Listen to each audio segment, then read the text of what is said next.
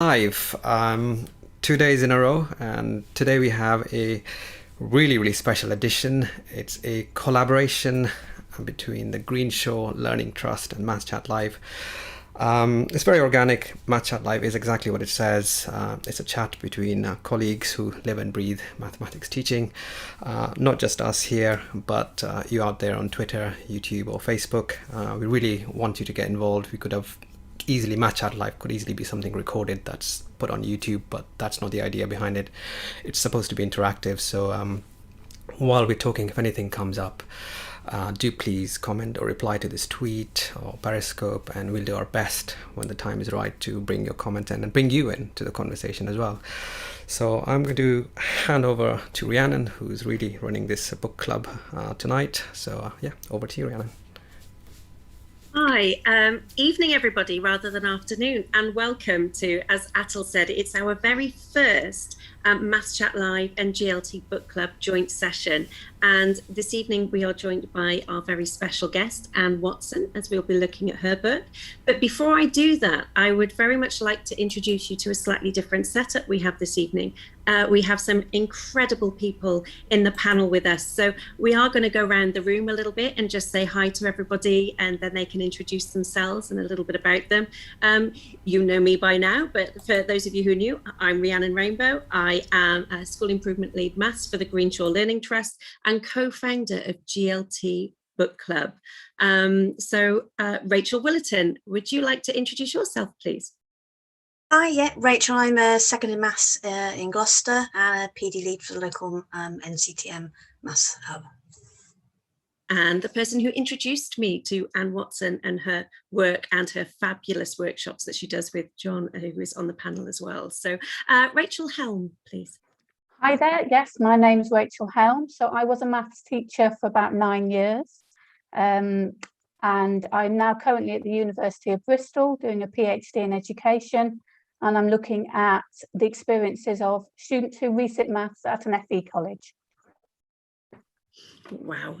Alison, with a sparkly jacket.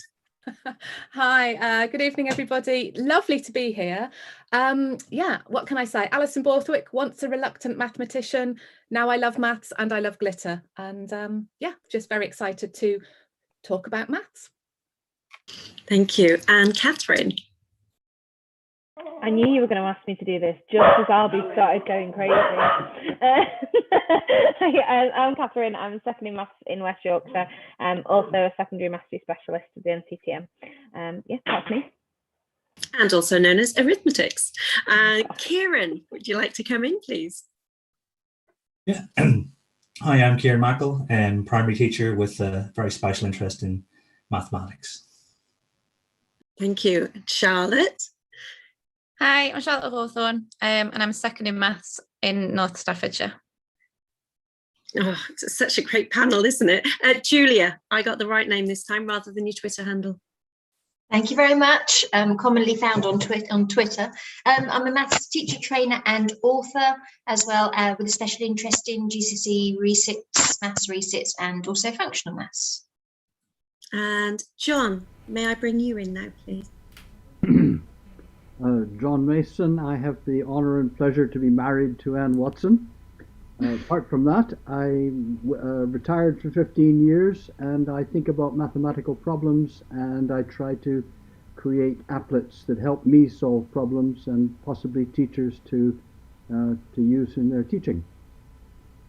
Thank you. Atul, I feel I need to give you an opportunity to say hi too, even though you've introduced the session. Yeah, sure. I'm Atul. I teach maths online as an online maths tutor, and I host Maths Chat Live. Yeah, that's me in a nutshell. Ah, there's a lot more to you than that one. And Dave, here we go, bottom corner.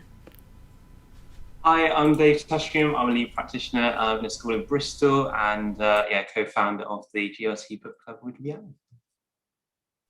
Fantastic. So as you can tell, it is a pretty incredible panel this evening. You know, so it's the only way to start the very first session, isn't it, with the people that we've got joining us, and also to look at this amazing book. But I'll leave Dave to start with that one. And I have the honour and the privilege and the difficult task in many ways of introducing Anne and deciding which bits to draw upon. So what I have done is, I'll be very short, I'm just taking it from the Oxford Education website. Actually, I do prefer to have it written down. It's really helpful so I don't forget certain things. And Anne's a member of the ATM, which is the Association of Teachers of Mathematics, the British Society for Research into the Learning of Mathematics, the International Group for the Psychology of Mathematics Education and the Higher Education Academy, and the Canadian Mathematics Education Study Group. You can see why it's easier written down. She also has fellowships of the International Society for Design and Development in Education and the Institute for Mathematics and its Applications. With her husband, who's joined us on the panel, John Mason, and others, she runs an annual Institute of Mathematics Pedagogy for 4 days in July to August in Oxford, and cracking Saturday sessions you guys run as well as everything else that you do. So thank you so much for joining us this evening, and it really is very, very special. And there are an awful lot more things that you have done as well. And without further ado, I will hand over to co-founder, very good friend, Dave Tushingham. Thank you, Ree, and thank you, Anne, for joining us today. What a wonderful experience this is already. And just wanted to talk very briefly about why we chose to look at this book in particular. And it comes from a slight embarrassment, if I'm honest, for a session that we had with Peter Mattock back in Christmas, where he introduced us to John Mason's work and of learning and doing mathematics. And as soon as I started reading that, I realised this is something that really does need more exploration and really is going to help me in my classroom, and very quickly then learn out of your work also.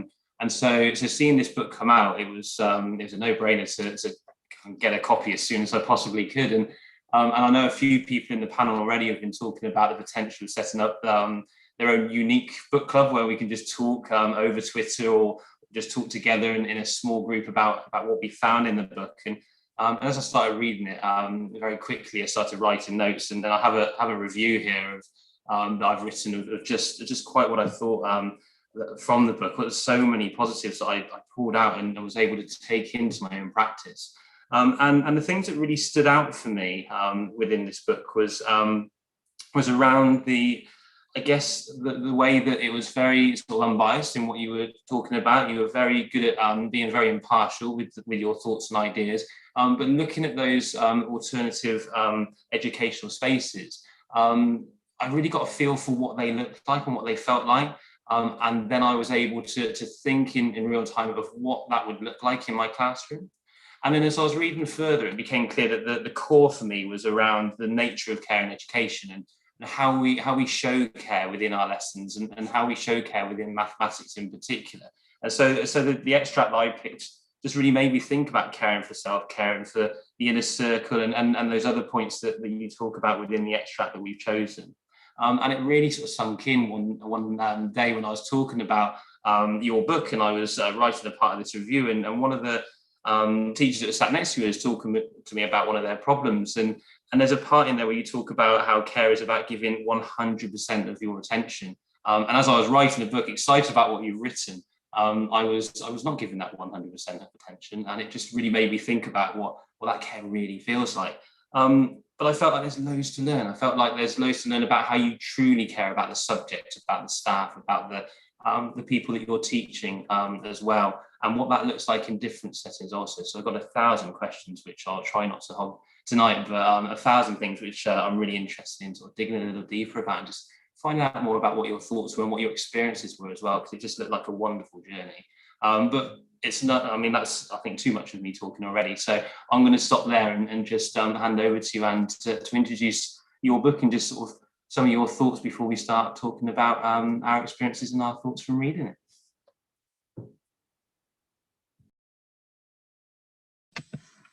Well, it's interesting that you talk about a journey, because it really was a journey writing it. I knew I wanted to write about positive relationships in maths classrooms and how important those relationships are. I knew I didn't want to go down into kind of mindfulness and well-being and happiness and those things. I knew that I wasn't going to write about those ideas as central. I was going to stick with mathematics as being central, and with the relationship through the shared task being the mathematics, as part of the development of children, the development of their mathematical being and their mathematical powers and their mathematical understanding and a mathematical way of looking at the world and feeling confident and competent about that. And that was the shared task that teachers have when they're teaching mathematics. So I knew I was going to write about that, but I didn't really know the shape of the book at all until I started following avenues to reading and hearing, just becoming aware of things that people were saying to me about their teaching, which to me sounded like care. And collecting those and then trying to organize them. And I think it's really interesting that you picked out pages 79 to 85. Somebody said, I think this is the core of the book. And I thought, oh, I wonder what they think is the core of the book, because I can't tell you what the core of the book is. When you write a book, it's a bit like, and then you publish it and you put it out into the world and you expect people to read it and make something of it and to not necessarily see what you saw in it. So I looked at these pages and I thought afterwards, yeah, actually, I suppose that is the core of the book. Well done for spotting that. Because it reflects on the kind of build-up that I've given it to that chapter care, and then everything that happens after that can be seen in the light of what's on those pages. So brilliant reading skills, absolutely brilliant. I think that's one thing that I wanted to do. The other thing I wanted to do was to really honour the practices of teachers, because I hope it doesn't come across as my telling anybody how to teach or what to do. Everything that's there is through the practices of teachers and trying to report those as honestly as I can and in as much detail as I can, so that, as you've said, Dave, so that you can imagine, oh, yes, I can get a feel for what this teaching situation is like. Oh, fantastic. Thank you so much, Anne. I think we're all, well, Dave's already raised his hand. Okay, I should have. Dave, come on, come back in. It's all yours.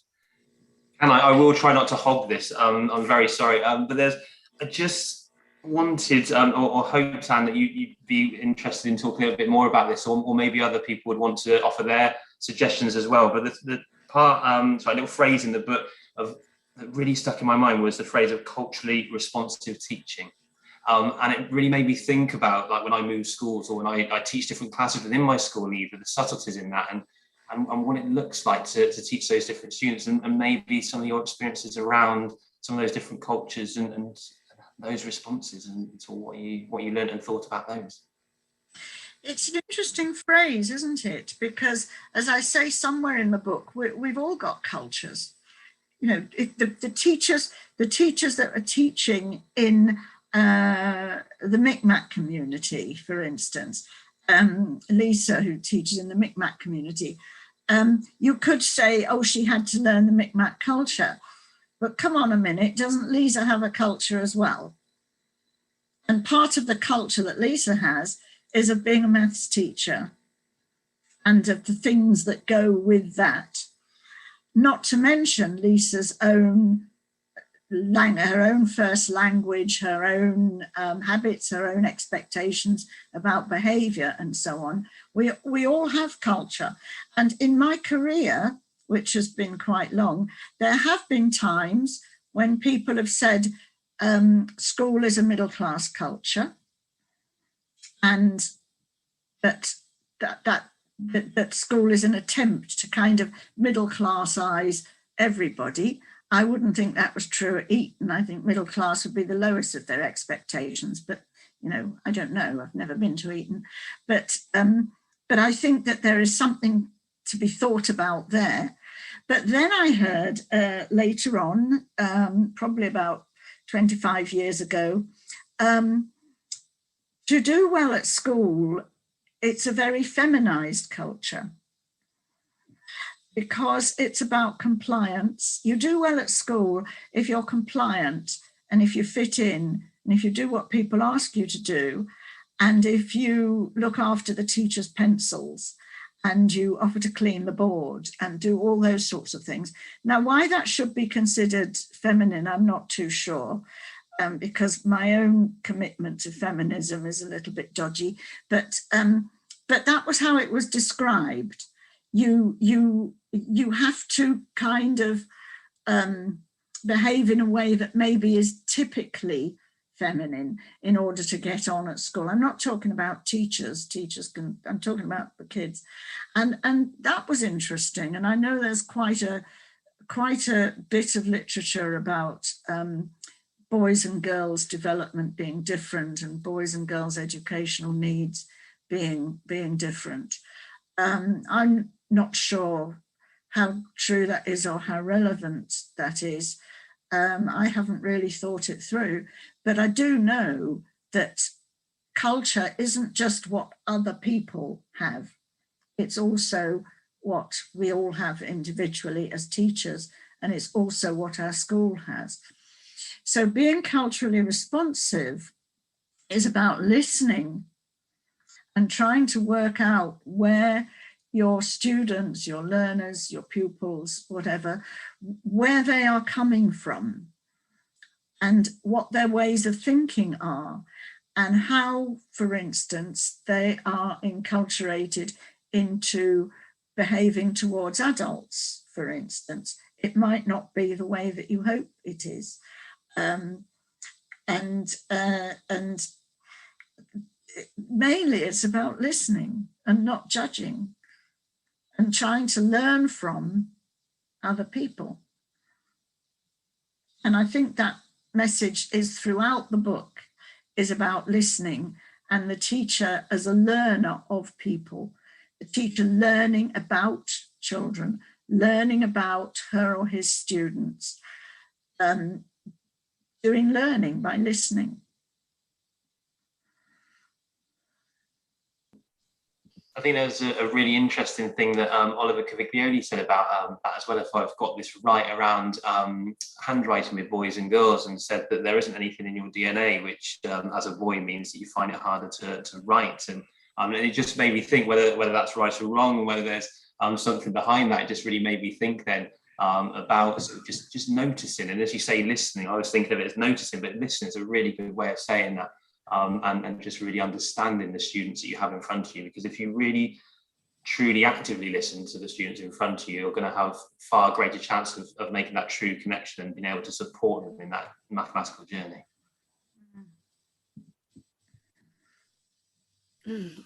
Fab. We're definitely all listening on to every single word at the moment, aren't we? Come on in, Alison. Oh, thank you. Yeah, I just wondered whether it would be helpful kind of just to share kind of, I could talk about loads. I'm actually a bit worried. I only had 998 questions. And so Dave's obviously, a little bit, more thorough with his 1,000. But I wondered whether it was, I kind of thought I'd share my reactions to the book. Because I think it's what, I think I've had a really interesting reaction. So kind of 3 points to make, really. First of all, I think this is a game changer.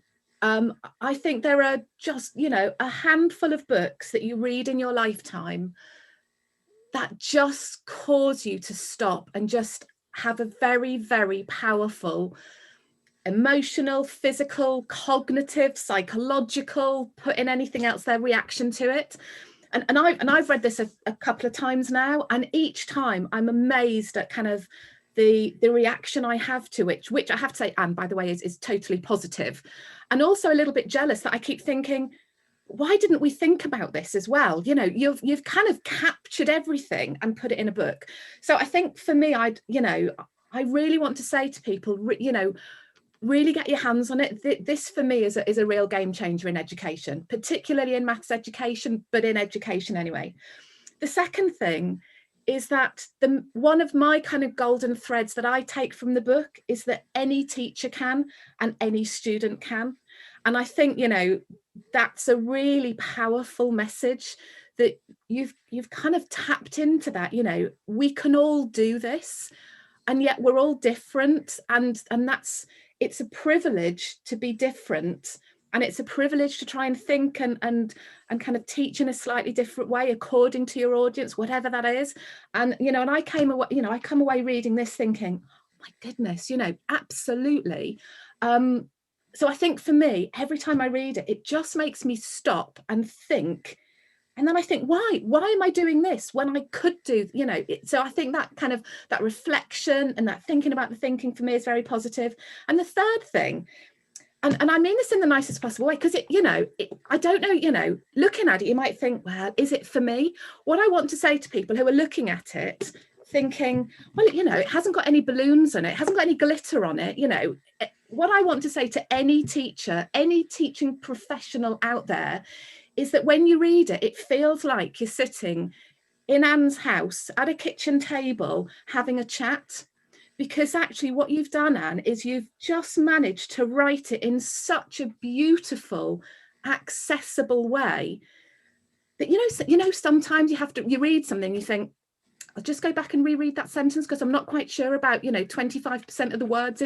Actually, I read it and I just absorb it. And a bit like you, Dave, I can't help making notes on it. So I've probably got a book about the notes. So I just wanted to say, you know, for me, this is a total game changer. And that's it now, that, you know, this is paving, you know, just, I don't know, I just love it. Sorry, I'll stop talking. This is why I was nervous about this evening, because I don't know what to do with all that. But I'll say some things. I wanted it to be academically, I don't know what's the word, robust. I wanted the academic integrity to be right, but I actually wanted to write to teachers. Oh, you've nailed it. That's why I'm so upset about the price, that I have nothing to do with what the price ended up being. I wanted to write for teachers, but I wanted it to have that academic integrity. But also, I think that what you're expressing, Alice, and I hope what you're expressing is, the reason it's done that to you is because it's giving you, it's articulating things that are probably in your subconscious. It is speaking to you in your subconscious, and it's sort of giving you permission to allow those things to rise up and, I hope, become a major thing in your teacher identity. Because we're so weighed down, I think, with the identity of getting kids through the curriculum, getting kids through tests, doing this, doing that. What's the latest bit of cognitive science, or COD science sometimes, but what's the latest bit of cognitive science I'm supposed to be applying, or whatever, and to get laid down, sort of weighed down with that. And to what I'm hoping the book will do is to allow those things that brought you into teaching to rise above that and to sort of flow down over that, so that the way that you enact those things that I've just described is, which are mainly, you know, useful things and will improve children's learning, that the way you enact them is coated in this wonderful layer of your subconscious best self. Absolutely, totally. Yeah, all of that. The literature review is immense, but you've just simplified it in a way that's accessible, I think, for anybody in the classroom who doesn't necessarily want to, you know, read a peer-reviewed article, let alone if they've got access to it, etc. You know, chapter 1 is just the most amazing, you know, gallop through mathematical history. You know, that's you know, all of that is just great. And I think leading up to the chapter on care, for me, that was kind of just, it was really kind of, I feel like I am on that journey, you know, going from chapter 1 to chapter 2 to chapter 3. And then by the time I get to chapter 5, yeah, it is definitely that. I think it's more than permission. You're right about tapping into that self-consciousness and kind of that, you know, yes, but it is permission, but it's more than that as well. But I can see other people are going to come in, so I'll let other people talk. I think it is really interesting because when you were saying it felt like a game changer for you, when I was reading it, there were parts of it where I wrote things down like, this is what makes me think lessons are good when I go on a learning walk around school. Like, I've literally written teachers' names down, and I'm like, this bit where it's like, if I communicate my enthusiasm for mathematics, then those for whom I'm caring will do the same thing. That's what, when I walk into a lesson, I'm like, oh my God, the kids are totally getting this because he's absolutely off on one about how amazing this is or how amazing this is, and the kids are eating every single word and want every single part of it.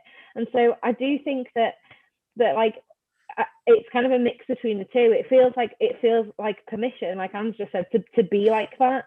And every lesson and all the classes I have the most successful relationships with are the ones where I can be like that, where I can be like so over exuberant about the things that I love that like by extension they end up loving it as well. And so it's quite nice to kind of have someone write it down and see that like that's almost like it's academically valid to be that ridiculous about loving your subject, because sometimes you do just feel like a bit of a geek and like the kids are going to look at you like you're crazy, but actually you know, there's a whole book here that says that this is valid, and that if I care about the maths enough, the kids will care with me and we can care about it together, and it should make me a better teacher and then better learners of maths and whatever else it is that they want to learn. That quote got to me as well. I found it really affirming. And actually, I was just reading on the MoMaths website about the Maths Communication Prize. And it's really heartbreaking reading what that girl wrote. And she said, I'm tired of being mistaken for a genius when I'm just a plain old nerd. And about how the feelings of a girl going to a maths competition on her own. And as soon as I was reading it, I got really upset because I was there thinking, like, I never want a kid to feel like that. And immediately I thought of your book, Anne. And I was there thinking, like, well, I know the kids think I'm totally mad. I wear maths dresses and I'm a geek and I love my subject, but you know, I can't help it, and I'm not ashamed of it. And you know, I want them to see that enthusiasm. And this book literally gives you permission. It made it affirming that actually that's all right because it's a positive thing. Yeah, I've literally just said the same thing. Sorry, just about the kind of that role model, and I think particularly, and it might almost kind of link to what we were talking about before about culture, that the girls that are in my I guess top set year 10 at the moment have historically always been taught by men, and I've just taken them over to take them into year 11, and when I first started teaching them, they hated everything. Like they were like, oh, I can't do that, I can't do that, I can't do that. And within a few weeks, I think because I've been there in my stupid maths dress, which they ask for every Friday, on a Thursday, they say, Miss, are you going to wear your maths dress tomorrow? Which one is it going to be? You know, they have got more confident about the fact that they can say they enjoy maths. It's not just, oh yeah, I'm really good at maths. It's like, yeah, I like maths. It's really cool. We did this really cool thing with Miss Darwin, and I went to further maths this morning. I'm going to do the further maths GCSE, and they're owning that because I'm owning that. And I think that's quite important for all students to have someone who they see themselves in as well, that is loving something. So even if that's a woman teaching girls, that they can love maths or anything else, I think that's really important. Sorry, Rachel, I'll let you get back to your other point. I've forgotten it. Can I say something about owning? You talked about owning. And one of the things that I didn't pull out, I don't think I pulled it out specifically, but it was in two separate teachers, totally separate environments, use the phrase owning the space. And that vision of the pupil, this is the pupil being able to own the space. So the pupil standing up and saying, this is what I did, this is what I did, and that being all right, and that being a valid contribution to the lesson, and it being listened to, not just oh, thank you, move on, ask somebody else what they think, but it really being listened to and valued. And they used the phrase owning, you know, I like my students to feel that they own the space. And I thought that was a really important thing, and might sort of get lost in scripted lessons. It depends how you use a scripted lesson, but in sticking to the script, you might actually lose, not just lose students being able to say how they understand something, but students being able to say it in a way that everybody is listening and that it becomes part of the lesson. And I thought that was really nice, but I don't think I bring that out in the book, but it was definitely there in more than one teacher. Yeah, a bit where you say like the puzzlement as well, and like it's, you know, one thing, you've been a massive change in my career. I've learned so much from you, and how you do your tasks when you're doing some. I'm now thinking like, oh, this is just a really simple problem, but there's so much you can get out of it. And that's been the biggest change, to try and bring that aha and that wonder and that puzzlement from a simple little task. I want them to feel it too. Can I come in there? I think I come at it from a very different angle, and I suspect that Rachel as well would have come at it from a different angle of the resit learner. And one of the things, Anne, that you say in this particular part talks about communication being the conduit for care and the compulsory nature of maths, which disregards the choice of the student. The resit learner doesn't have the choice, it's mandatory.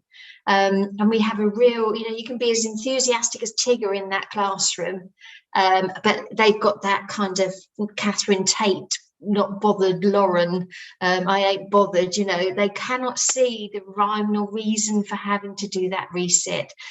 So I totally hung on to that first line in that first paragraph. When I care, I really hear, see or feel. So it kind of projects itself in so many other ways, doesn't it? It's not just what they say, it's what they look like and what you're seeing in the classroom as well. And I am having a bit of a conflict. I'd love to do all of these wonderful Tigger lessons where I haven't got to go down that pathway, and they haven't got to do all of these things because Alison Wolfe said that they've got to, and yet, you know, everything you're saying there is absolutely sound. So there is a conflict sometimes, isn't there, with that, with the nature of our exam system. I just wonder what your comment would be on that. Well, there absolutely is, and particularly the resit idea, which I always felt was completely bonkers. Because you take students back to their site of failure. And that's a terrible thing to do to 16-year-olds. Absolutely. Sorry, you're going to have to go through all this again. And I remember seeing videos of, now I'm at the age now where one begins to forget names, but I think her name was Susan Hall, who worked with Malcolm Swan. Susan Wall. Wall, that's Wall, right. That's it, yeah. Isn't that interesting? So I've got a visual thing of it, but the W has turned into an A. But videos of her classroom and her teaching, and the pedagogy that goes with the standards unit is a pedagogy of care, because it's about, these people have already been through stuff and they already know stuff, and they know a mixture of stuff. And they're 16-year-olds, so they want to be grown-ups. So they want to be able to contribute their stuff. They don't want me standing there lecturing to them. They want their stuff to be somehow used in the lesson. They want to play a part in the lesson. They want to be a contender, you know, to quote. They want to be a contender. And that way of teaching, the pedagogy that goes with the standards unit, seems to be a pedagogy of care, and of care for the mathematics, and of care for the learning of mathematics, and of care for their knowledge of mathematics, their existing knowledge of mathematics, and trying to bring that together in a collaborative way. But one of the teachers, I think, in the book was teaching a resit group, and I only talk about him a little bit, but there was something about his positioning in the classroom that got me. But it wasn't him at the front next to the board and the kids, etc. I think they were in a school, I can't remember now. He was with them. They were all looking the same way, in a way. He didn't have them working in groups in the bit that I saw, but he did use groups quite a lot. But even when it was more of a kind of everybody face front situation, he was facing front as well. He was one of them and he was among them and he was alongside. And this word alongside, which I did bring out, which I think is a wonderful, wonderful word. And I learnt it while I was writing the book about being alongside people. I learned that word and the importance of it. And he was alongside them. And it was this shared puzzlement and this shared working at the mathematics that Ruth Mertens talks about, but she's talking about early years. She's talking about sitting next to an early years child who's puzzling away at something. And that, I don't know what size are your classes, Julia? I teach teachers now, so I'm commonly in lots of different colleges. I'm just thinking of Lauren Reed, who was that student at City College Plymouth who took 9 attempts before she passed her GCSE maths. I mean, that's some kind of care there, isn't it, with the team that supported her to do that. And well, yes, and what resilience. But we have to depend on young people's resilience. Should be, if you really want to know what I think, there should be a better and more appropriate curriculum. Had them and they've gone, and it was a bad political decision, but who can influence what they think and what they legislate? It's a mystery to me how you do that, but it does seem to me to be the wrong thing at the wrong age. Interesting, thank you. I just say there as well, just really, that's resonated with me, the idea of working alongside people, because I'm not sure if I've really realised how much I've done that in the past of sitting alongside students and being that student in the classroom with them. And when I'm at the board as well, just narrating and any deliberate mistakes, but any misconceptions, but also those misconceptions where I haven't meant to do something wrong, or maybe I'll share with the students about how I've given you this example, but I don't think this is the best example, because those sorts of just working alongside each other, that's really sort of hit home with me. But after all, have we got any as well that people in the chat or the Twitter handles, anyone that's commented or that we want to bring in? Yeah, I know we've got loads of them, especially in Periscope. We've got thanks everyone for commenting. Kem's in there, Ken Diddy, Mary Pardo as well. Kem's got a question actually, so we can have a look at it. Should we end the practice of passing or failing our children at the end of Key Stage 4? I guess we've kind of talked about that. It could almost replace Key Stage 4 with any of the key stages, couldn't you? End of reception, Key Stage 1, Key Stage 2. Yeah, what Kieran's Key Stage 1 and Key Stage 2, if you have any input. Yeah, I suppose I go along with the conversation. I think I find them a massive distraction, and they get in the way of the actual, the real mathematics and stuff that we're sort of get into the profession for. Yes, I go. Yeah, I agree. I've just been reflecting and thinking about that, and especially with the comment just now on we could think of any key stage, which is what you just brought into the room, Alison. Because my friend has a master's degree. After I think it was 8 attempts at her GCSE maths, she decided to stop. But she has a master's degree. I don't really know what else to say after that, but it does mean that, there are some really good questions out there, and this is definitely one of them. And I think we know how that has landed and how deeply that needs to be considered, because we were all quiet at that point, really reflecting on the question that Kem has asked here. As you said, Alison, all key stages. Yeah, I I think we maybe, you know, inadvertently value failure in some way. Just leave that one out there. You know, because of the system. I don't mean personally, but we tend to go along with it, don't we? Because we think we have to. Anyway. And my reflection on that was that I think there is a need for a sort of certain script so that we have some sort of measure of success and how and that achievement and how people progress. But something that's sort of been said already from Anna earlier that just for me links to that is the idea of not losing the care when you're using a script, and that feels like it's the same with an assessment. That I do believe that there is value and need for some sort of assessive process, but not losing the care through that script and however that process may look. That's something which has made me reflect on.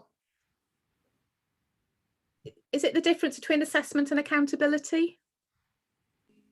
Yeah, I think so. So it doesn't have to be necessarily an assessment. So yeah, accountability is a better word for that. I think you're absolutely right. It's that process of the accountability and then not losing the care. So it doesn't necessarily have to be an assessment. It could be something different, but it just really made me think about whatever that script is, don't lose the care when you're going through whatever the script is that we as a nation or as a mathematical body or whoever decide to use.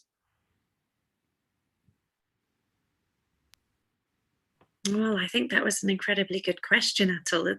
Would you like to, should we bring some more? Oh, John, you've unmuted. Well, I've just been wondering, do you think it would be possible or even desirable to replace the assessment system with a situation in which individuals could ask to check whether or not their version of understanding accords with the teacher's view of their understanding? So, and some people might choose never to do this. And I mean, following Anne's book, I mean, it seems to me that's their choice, and so be it. But they would see other people around them making the choice to check whether or not their grasp was adequate or appropriate or consistent with what the teacher thought. I don't know. Yeah.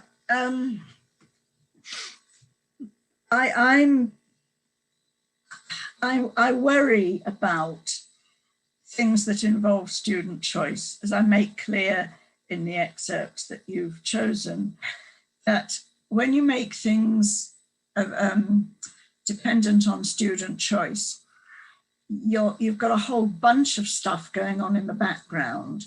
You've got parental aspirations and expectations. You've got community aspirations and expectations that are all going to influence that student's choice. And they may not have had an authentic experience on which they can base their choices. And the question, the original question that sparked all this was about assessment at Key Stage 4. And I think we're possibly the only developed country that has that kind of Key Stage 4 level of assessment, and that makes that a hurdle, a gatekeeping device for everything that happens next. Hence the resit and resit and resit and resit and resit. I think there is something wrong with our assessment system, but I wouldn't want to therefore throw all assessments out, because as teachers are responsible for educating fairly all students. Is a social justice issue. You're accountable to social justice. I would like to think you're accountable to social justice. And even now, that doesn't seem to be working. It's still the case that achievement is to some extent related to ethnicity, gender, first language at home, etc., etc. And it shouldn't be. It shouldn't be, unless you're telling me that people's brains are different, which I would strongly argue against. And yet something is happening that stratifies people as they go through school. And it's not the fact that they're assessed that is stratifying them. It might be the way that they are assessed. It might be the education system's response to those assessments that is contributing to the stratification. So I'm not going along with this get rid of everything thing, because I think that you have to be answerable to social justice. Not every student in every school has same equity or parity of experience with the person that they have in front of them. I am a very different teacher now than what I was 15 years ago. It doesn't mean that I wasn't trying really hard, but I can just see more. I've got greater capacity to deal with more in a classroom and be able to think about the mathematics at the same time. And it is a difficult balance on that one as well. And I also know colleagues who've been to schools where their diet in maths is they're watching a video of an expert showing the lesson because the teacher has said that the expert is better than them, and that is their experience through primary, because they are watching a series of videos as their lessons. And it's a much wider conversation than that as well, isn't it? And then we've got other people in the room who are much earlier on in their careers than I am as well. Sorry, Dave, I'm wittering. I'll bring you. Thank you, Ree. I mean, all of that is really got me reflecting. I think it's great, and I'm now looking just at a slightly different angle and just looking at the care and in the extract about caring for ideas, and it's just something which just looking at time as well, I wanted to ask a little bit more about that. And again, it brings me back to the Peter Matter book club session that we looked at with manipulatives, for example, and I was just sort of wanting to maybe talk a little bit more about some of the specific ideas that others have tried in a classroom, or things that would just help me to get to that sort of pinpoint the little things that I could really take away and go, you know what, tomorrow I'm going to try that and try and really care for that student because they need to understand that. I mean, Charlotte, I know that you've had experiences in using manipulatives and things like that, and listening to you talk was just incredible in that book club about some of the ideas and thoughts around that. I don't know if you or anyone else has had any thoughts around the care in terms of what we do with manipulatives. I think we have to be very careful. They can be used badly, and it is. I think I talked about in my last talk that just because we see correct mathematics and we take a deeper understanding from what we see in manipulatives doesn't mean that that's what the learners see. And I think that links a little bit to their care as well, because if I'm just going to say, oh, here's these manipulatives, this is what you need to do with them, this is the idea that I want you to get from them, then we're not caring about what they see and what they know about it, and then how they can bring about better understanding through listening to them and caring about what they see in it first. And I think that's taken a while, but I do that now more than I ever did. It's not, you can do that in the early stages where you can think, right, I've been on this CPD, I've learned this thing, I need to do this and this and this with it, and then go into the classroom and they're not getting it, and you think, oh, well, it's either me or the myth or whatever. But actually, are we listening to what they understand by? And it's the same with anything. It doesn't have to be manipulatives at all. It's anything at all. Are we listening to what they're understanding from that? Yeah, I think that's really coming through for me as well, because my experience of using those manipulatives was very much of the thinking and that misguided thinking that I was caring for my students now because I was going to use this extra technique that was going to help them all. So we're all going to use this now.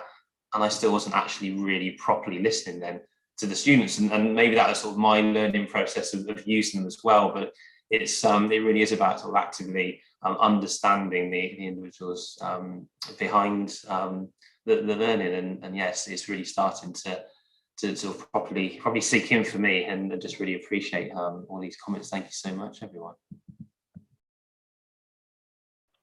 Can I just ask Kieran, just because I know he's in a very different position to like most of us, what do you see as like care in a primary classroom? And I guess how can we learn from that? So I found it really interesting, particularly reading the sort of extract that we're focusing on, because my interpretation of care is having the same high expectations of all the pupils that we teach as I would have of my own kids, and the sort of background that my kids are from, compared with those kids that I sort of teach. And when I was reading, I was like, you know, like you say, you're talking about finding sort of the permission, and I was like, yeah, you know, I'm very much, I will expect, you know, high academic standards from no matter who you are. And I think that's the best thing we can do for all of our children, because then we show them that that kind of mathematical rigor is for them, but B, that they can attain, you know, the high standards they set for themselves, you know, and just show them those standards are possible. Because I think it's very easy, because they're young children, care to be absorbed by the fact that we sort of nourish them as human beings, you know, from when they're, you know, 3 sometimes when they come into school. But actually, I think there's definitely a balance that might not always be visible, and it's, you know, what expectations do we have for pupils, regardless of where they're from or who they might be. No, I really like that. It's a different lean on the idea of care, isn't it? I'm thinking of, sometimes I've heard a school say, yeah, but we're a caring school. But that doesn't mean you can't have incredibly high expectations and aspirations of your students and help to do the best by them. And so there are lots of different ways to care for our students. And it's as you said right at the beginning, I think it was Catherine, this has given us the permission to go, actually, there's a lot of research behind the care that we're doing here. It is rigorous, it is academic, it is having high aspirations and expectation. It is fantastic teaching and enthusing our students and making them love and enjoy mathematics because of the cultural capital that gives them as well. And it's so complex. And I think, as it's already been said this evening, Alison, you said about how incredible this book was and that it's a game changer. And for me, I think I'm going to need to keep going back and rereading it. I think every single time I read it, I will get another layer, a layer that I didn't get first time round. And every time I'm picking up something really incredible, not realizing as well, it's like pass the parcel, isn't it? In a sense that I'm going to keep unwrapping a layer and finding another treat every time, rather than right at the very end. So incredible conversations here. Yeah, I mean, you know, I will have to take Anne to task on that, because every time I start to read it, I'm then totally absorbed with it. So, you know, it's, you know, give yourself time. But I think it's because what we've been saying earlier, it does resonate. And I think it just, for me also, it reminds me of the things that I thought I cared about that maybe I've temporarily forgotten that I cared about. I think that's the other thing as well. But I kind of just wanted to come in on the conversation, particularly that Kieran was having as well, because I guess one of the things I didn't say at the beginning is that really kind of, you know, I predominantly work in early years and primary. And I guess I didn't say that at the beginning, because for me, I don't really age or phase or stage myself. But for me, this book is applicable to any age, you know, preschool, post-school, you know, all learners. So, you know, I think it goes back to, if you care about the mathematics, and if you care about your students, and I'm using Anne's phrases, by the way, these are not mine, I'm plagiarizing. But then if you care for, you know, how you're, that learning of that mathematics, it doesn't matter what the age is. And it makes me wonder, and I'm just going to throw this out there, this isn't necessarily kind of, I haven't formed this thought very well, but I wonder if in primary particularly, we feel that we do have to show our students a little bit more, you know, because we think, well, they haven't had experiences of, so I do perhaps need to do a little bit more show and tell.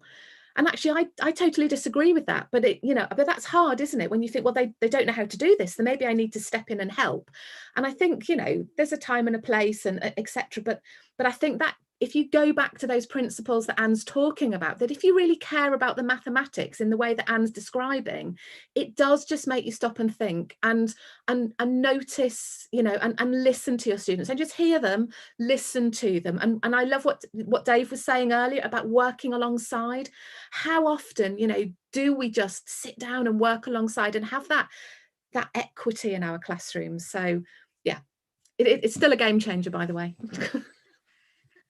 Can I give a little illustration of something that I learned when I was a teacher in a secondary school, and I was forced to go on an outdoor pursuit weekend because my whole tutor group was going up to, can't remember where we went to, going to South Wales to some outdoor thing, and I had to go with them. And I'm not that kind of a person. I don't do walking on ropes among treetops and that sort of thing.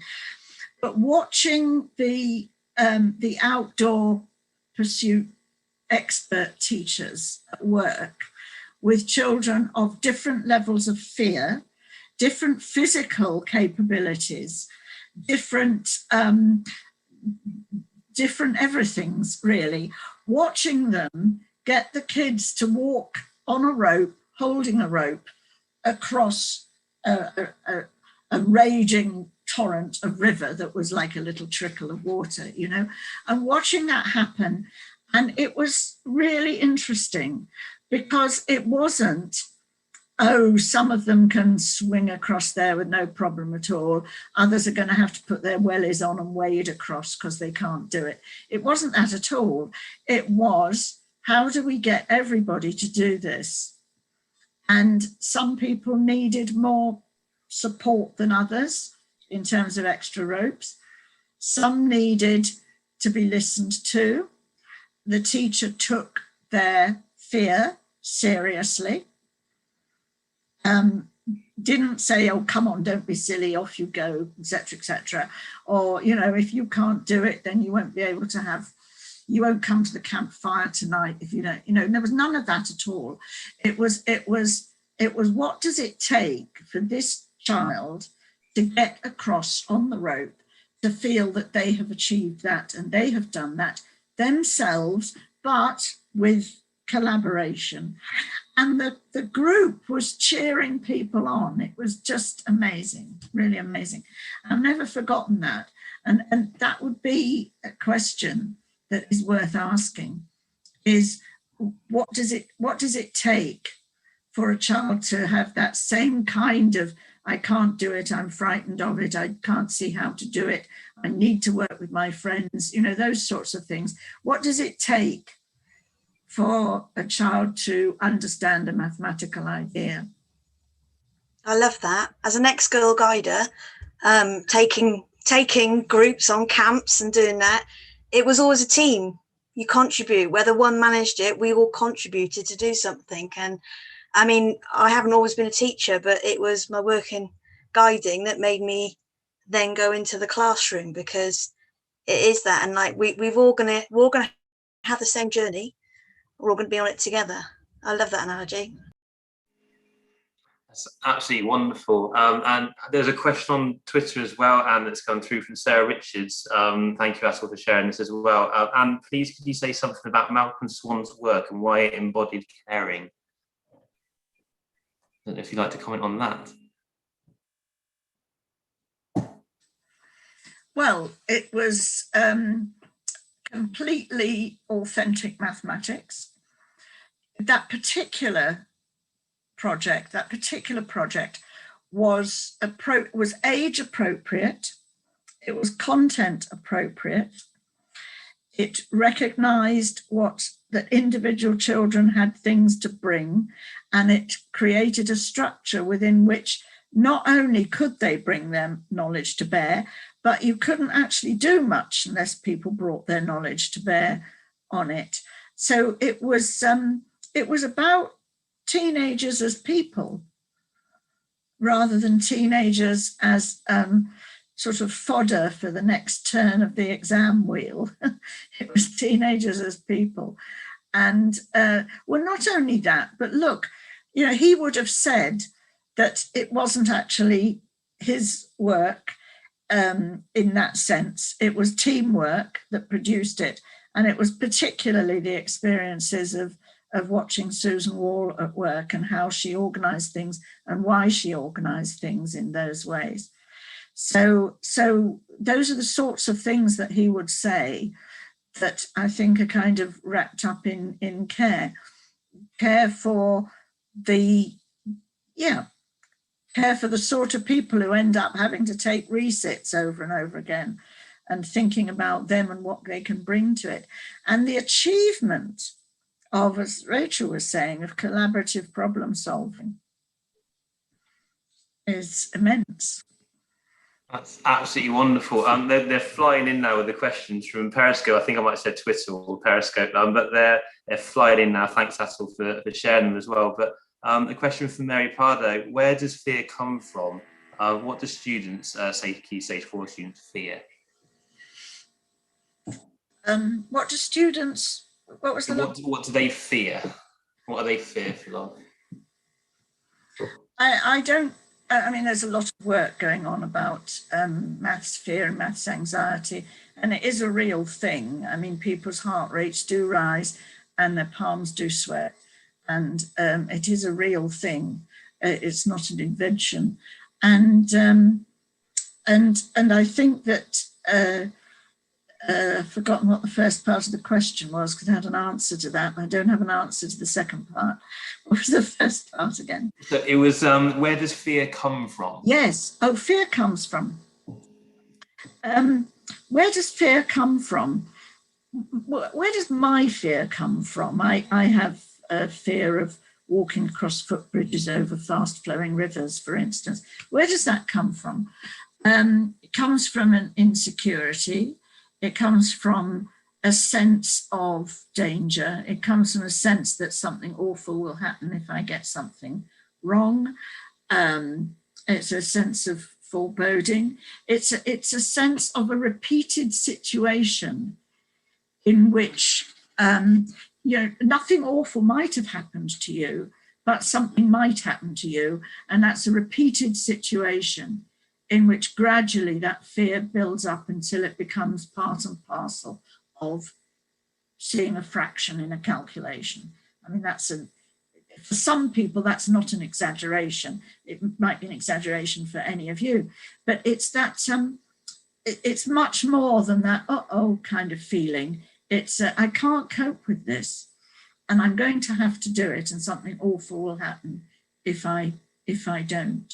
And it blocks the mind from working.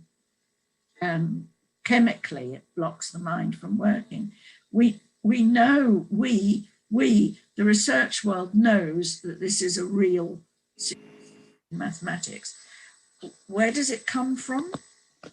Well, I wouldn't like to say, but I would imagine that care is an important part of trying to avoid it happening.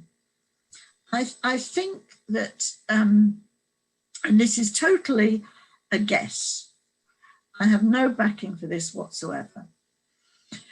I think it might arise because it's so likely in maths lessons that you can get things wrong. It's probably the subject in school where there are far more opportunities to get things wrong than there are in any other subject.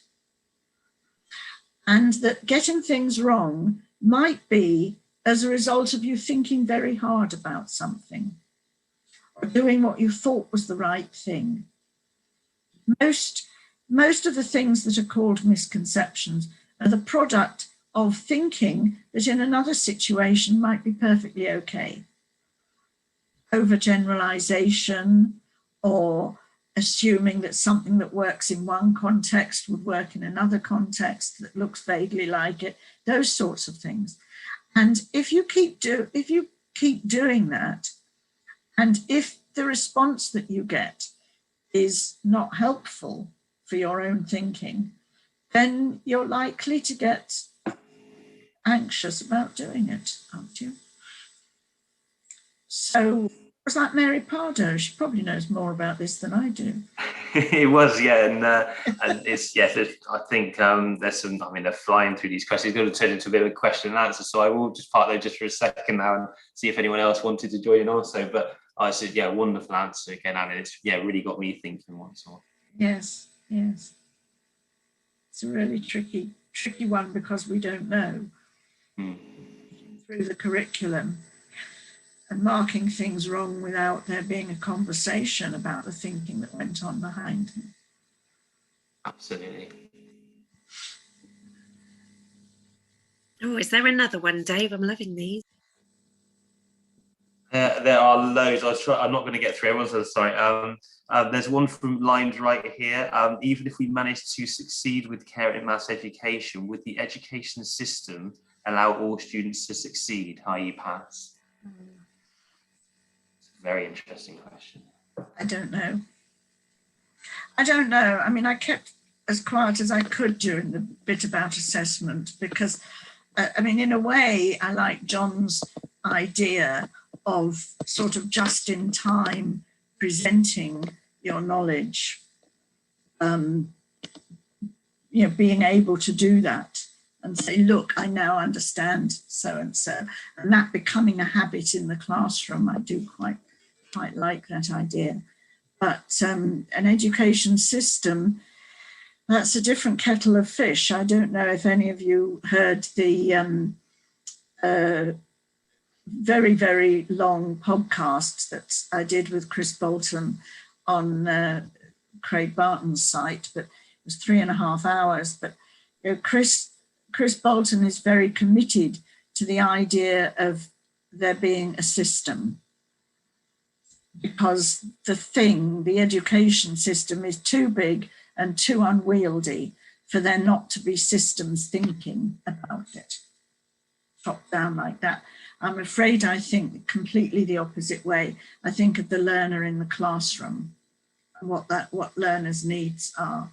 I know when I think about one learner's needs that I'm thinking about thousands. I know that. But an education system can never function in a way that does absolutely the right thing for every individual. And I do think that there's got to be some kind of reward, some kind of way of marking, of registering that somebody has learned some mathematics. And it's getting it right. And I think where the bottom up and the top down, the reason why they're not meeting at the moment is the nature of the curriculum and the implications for learning of the current curriculum that we have, and the implications for learning that we have in our current testing at Key Stage 2, and so on. So that just at the age when children are beginning to perhaps enjoy being able to think things through for themselves and have their ideas, complex ideas, building on their basic numerical understanding or their basic spatial understanding, building on those, just at the point at which you want that to be happening, they're having to be tested in doing column arithmetic. And that's where I think there's a kind of a tectonic plates start going in opposite directions.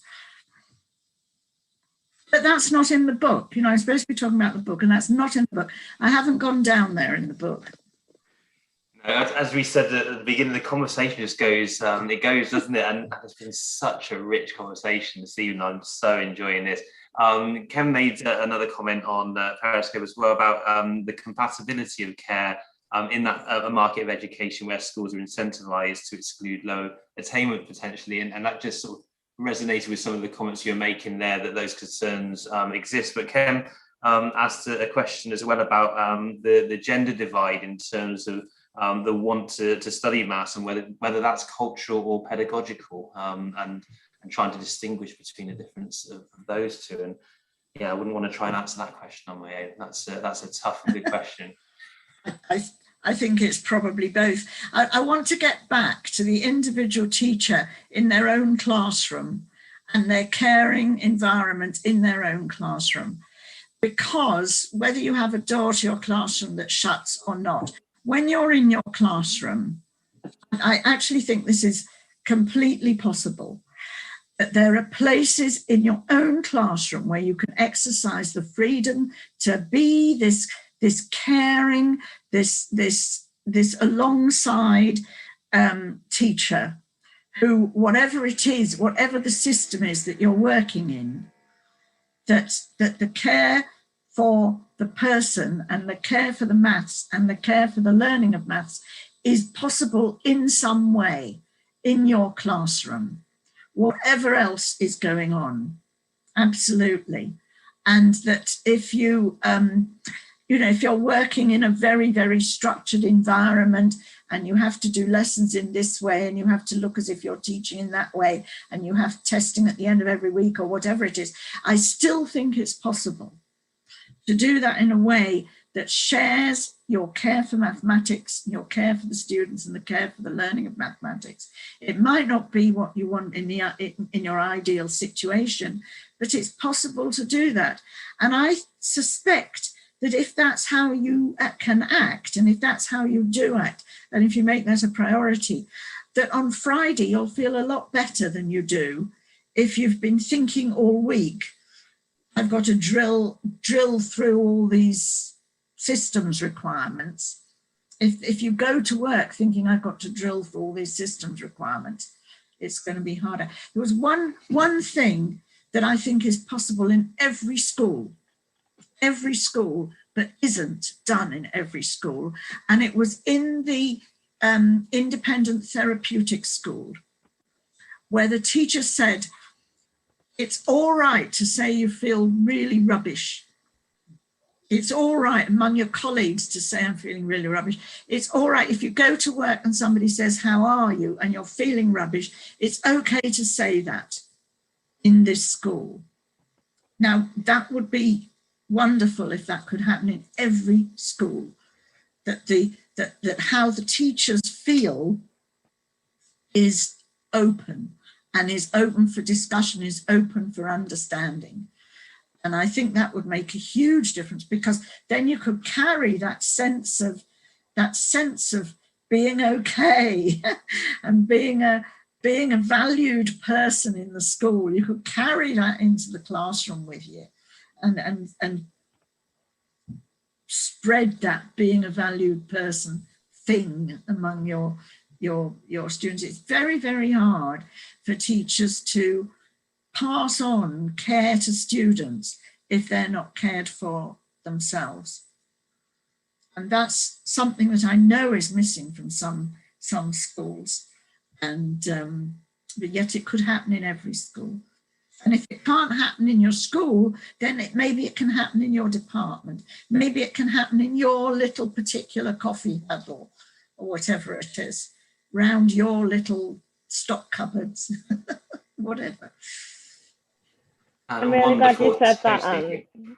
Like, when one of the things I wrote down was on that first page of this section, you talked about the layers and the model of care, and the top one said caring for self, and I wrote, teachers don't do this. Like, I think we're in such a system that doesn't allow us to do that. I'm really glad that you've made that point at the end, that it's not just about us caring for the kids, it's about us caring for each other as professionals and for ourselves too. I think, gosh, this has just made me think a lot, especially at the end of the day. So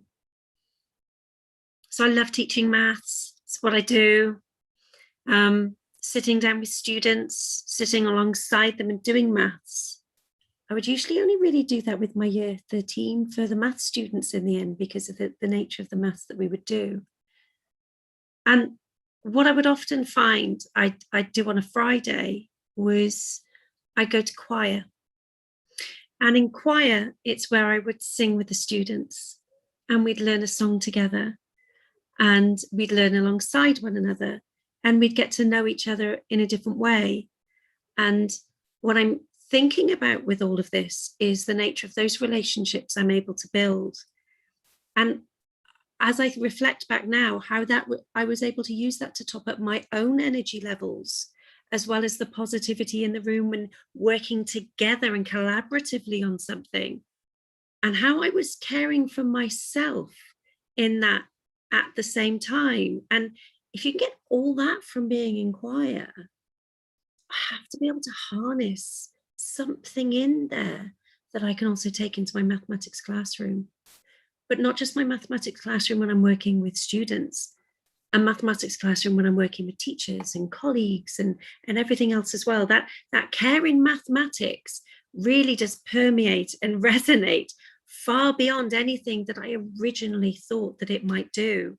So that is my very poor attempt at articulating at the moment the way I'm working through tonight, my takeaway for the session. And I didn't know if anybody else around the room as well. Just wanted to share something to start to sort of round off and think about our ideas and try and bring it together, because I get a feeling we could talk about this for hours because it is incredibly fascinating. Any volunteers, really? I do think it was really important when we brought it back away from the systems to what I really got from the book, which was it was speaking to me. And I think if anyone is listening, it is to teachers. It really is. And I know that's what you were aiming for. And it really is speaking to teachers. I felt like it was speaking to me. I can make a change. Just reminding me to care. And that sounds awful, doesn't it? That maybe I'd forgotten to care about everything, because there's so many things. Oh, teach things this way, teach things that way.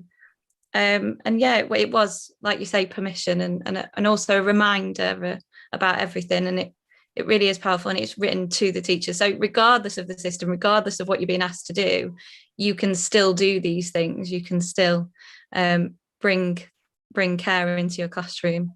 It was remarkable just reading about the other spaces as well. Just really, really well written. So please read it if you can. Thank you, Charlotte. Anybody else? Julia? Yeah, I'll go. I think that there was some key phrases in the passage which really resonated with me. That communication is a conduit for care, and particularly with research students and students that find maths really difficult, and they've come out of the system and there they are, they're still having to do it, or it's a barrier to going on to do something else. One of the things that Mars Maths does is she asks students to write a letter to maths, and she gives them a wonderful example, and it's just brilliant, and it really ties in perfectly with what's going on here. And in that letter she gives them an example. So, dear maths, I really hated you at school. We never got on. You were always really horrible to me. I didn't understand you. And it goes on in that vein. And she's got some wonderful things on her blog.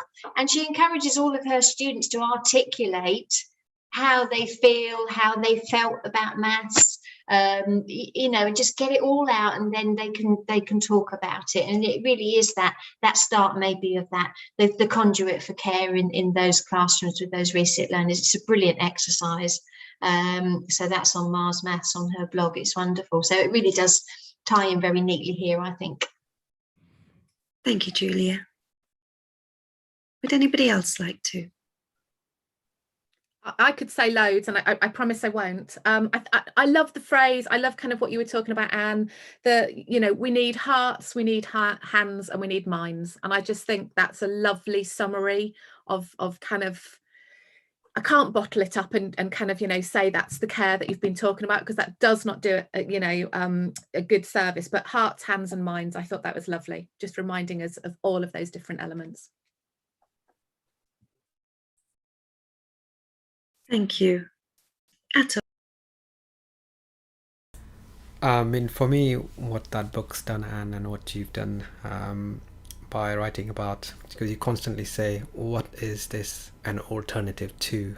And every time you said that, it gave me a voice, because I'm not a mainstream teacher. I've felt imposter syndrome on Maths Chat Live on every single episode, and because I work in this kind of unique online space with someone, and by covering all those various case studies, you bring it to the fact that how people put their culture, and it's all contextual. Everything's conditional, right? We try and think, oh, my student can do this and this and this, X and Y in this other school or in this other country can do that, but actually it's all contextual, it's all cultural, and it's all the teacher facing the classroom, the tutor facing the tutee knows those kind of local conditions best.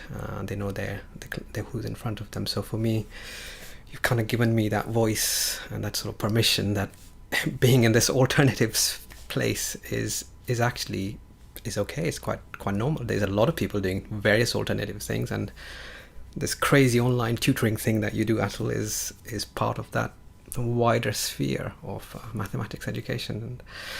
And my tutees are about to start off with a 78-year-old lady who's the grandmother of one of my current tutees, and I always echo Mark McCourt's, I can't believe we haven't mentioned him yet, but I always echo his sentiment that if you really believe everyone can learn maths, and if you really, really, truly believe it, that's probably the most important thing, and that's sort of, that resonates with me, and I constantly believe in that. And if whoever comes to me, I have this thing that you will learn maths provided you put the effort in here.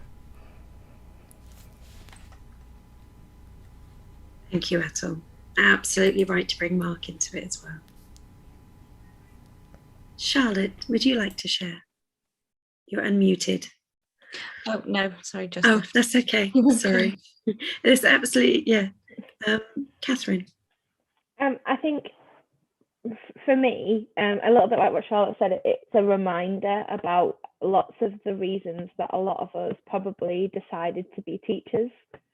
This kind of like this care thing is what you write in your teacher training application. It's what you look for when you're looking for a trainee teacher. And I mean, Julia's like probably in the best place to talk about this, but that's the thing that got us into what we're doing now. The love of the maths, the love of wanting to share that, and that real care about both of those things in tandem. And it is easy to forget with school systems and everything else that's going on in the world at any given time, but it's important that we still do that, because if we can do that, then the kids can do that too.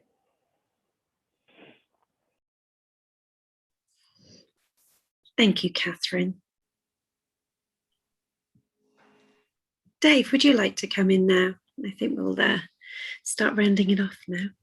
I think so. If that looks like most of the takeaways, just a few little takeaways from me where I've just bullet pointed ideas. And the first one just says listening in my notes, and then learn your students. It is academically valid to care and love your subject. Don't lose the care when using a script. Work alongside people.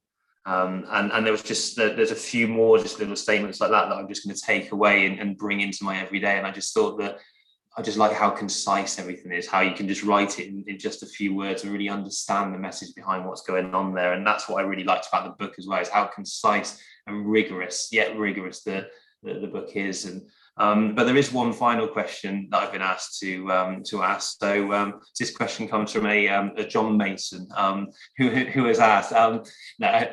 So John suggested we should ask Anne how you located the various practitioners in your case studies, and I thought that might be a really nice way just to finish off today, if you could share that as we round this up. Australia, Anne. What was the question? Oh my goodness, he wants me to tell you a particular story. Oh, well, let's be a cracking way. This really will round things off one way or another. Yeah, you might go away thinking I'm completely batty. I'd had a very interesting time learning about teaching maths in these Indigenous communities. And I was thinking, how do I get from Indigenous communities to schools? How do I get to sort of mainstream school? How do I do that? I didn't want to lose some of the things that were in the Indigenous community chapter, because they seemed to get at something fundamental about what it means to educate children within a culture. But I needed a bridge, and I didn't know how to do this at all. And one night I had a dream, and a name came into my mind in the dream. And when I woke up, that name stuck with me, and it didn't mean anything to me at all. And I looked through emails and I couldn't find this name.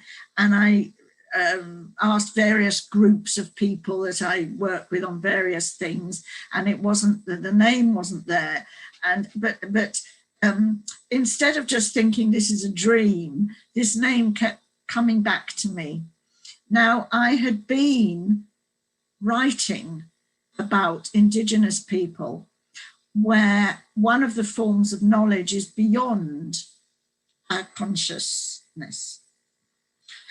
So I decided that I would take this seriously, and I would say this name came to me in a dream. I'd been writing about Aborigine culture where things do come to you in a dream.